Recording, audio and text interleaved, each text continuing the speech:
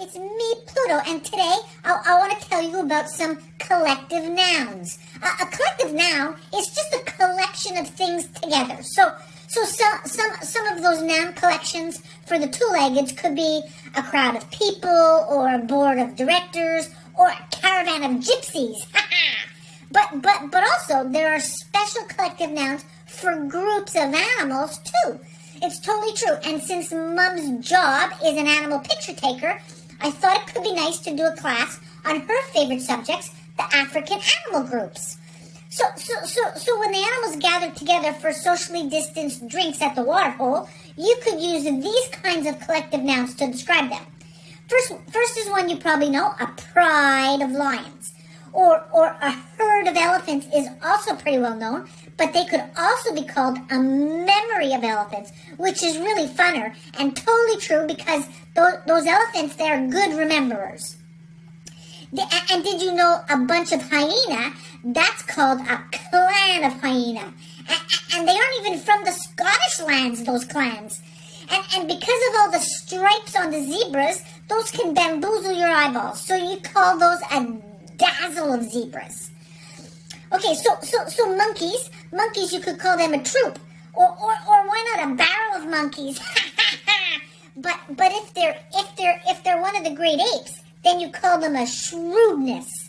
And also, it's really important you don't mix up the monkeys with the great apes because they're totally different.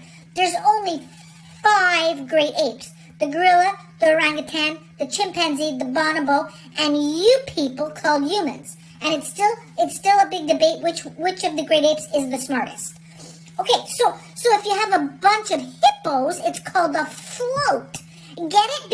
Because those chubby animals, they spend their days floating in the river. And giraffes, they could have 2 names, okay? If they're just standing around talking, then you could call them a tower of giraffes because they're so tall. But if they're on the move, going somewhere, then you could call them a journey of giraffes. Maybe Mom's favorite is for the rhinoceros. That's called a crash of rhino. That's pretty cool. Okay, so for some other cats, if you have a group of leopards, it's called a leap of leopards because those guys are pretty good leapers. But truth be told, they're also solitary, so you don't get to say leap of leopards very often. And the other spotted cat, that's called the cheetah, and when they're together, it's called a coalition of cheetah. And mostly it's the boy cheetahs that make the coalitions. Oh, and a good bird one is a flamboyance of flamingos. With all those bright pink feathers and those long dancy legs, for sure those birds are flamboyant. Now, could you imagine a lounge of lizards just hanging out with cocktails and lava lamps?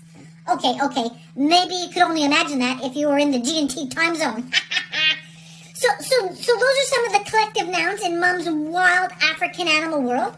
There's lots of other collective nouns for animals, so you could totally put some in the comments.